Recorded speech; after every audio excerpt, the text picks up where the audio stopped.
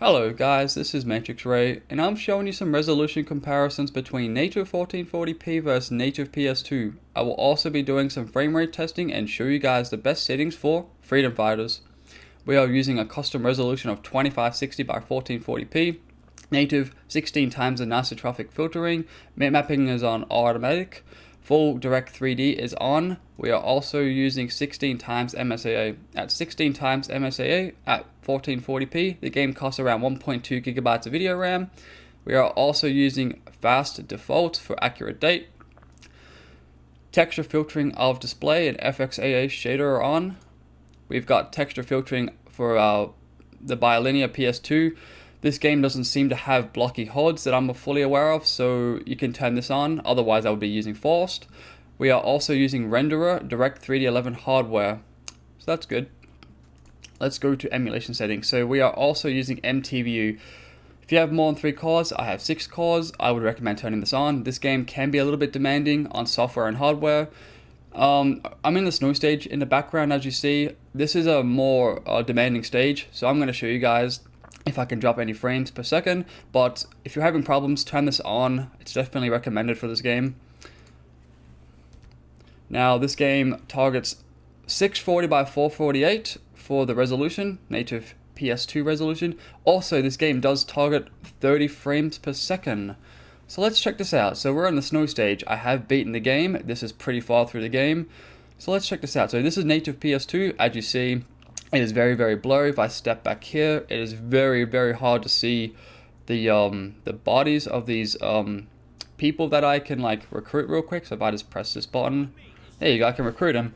So let's go to native 1440p. So if I go to native 1440p, you can actually see this guy's face. You can also see if that's a female or male as well from the distance, which you couldn't see before.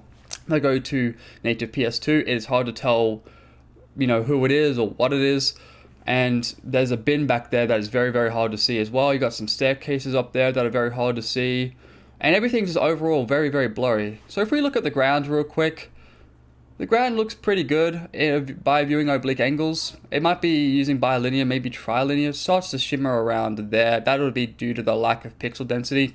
We go to native 1440p, you can see that the 16 times anisotropic filtering seems to be working.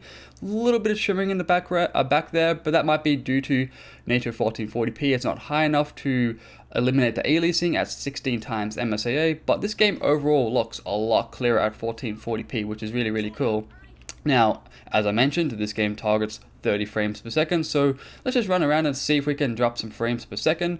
I've played through this whole game, and it's not that hard to run this game on a 3.33 GHz CPU with 6 cores and 12 threads on my i7 980X, and it's not GPU demanding either, so that's really, really good. Let's have a look at some HUDs real quick. So if I hold this button, you can see that these HUDs have aged unfortunately poorly. They look very, very blurry. What do you expect? It's a PlayStation 2 game.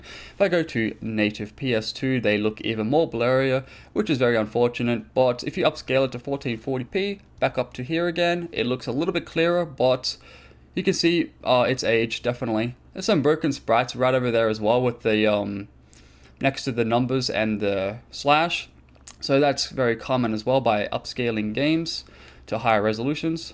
So yeah, that's good. So this game has a 16 times working, anisotropic filtering, frame rate's really, really nice. The game is really, really fun, and yeah, it's an overall perfection. Like, this game is pretty much perfect. I have not seen any graphical glitches on this game at all. So it's a very, very good game on the PCSX2. But that's pretty much about it. So thank you guys for watching. See you later.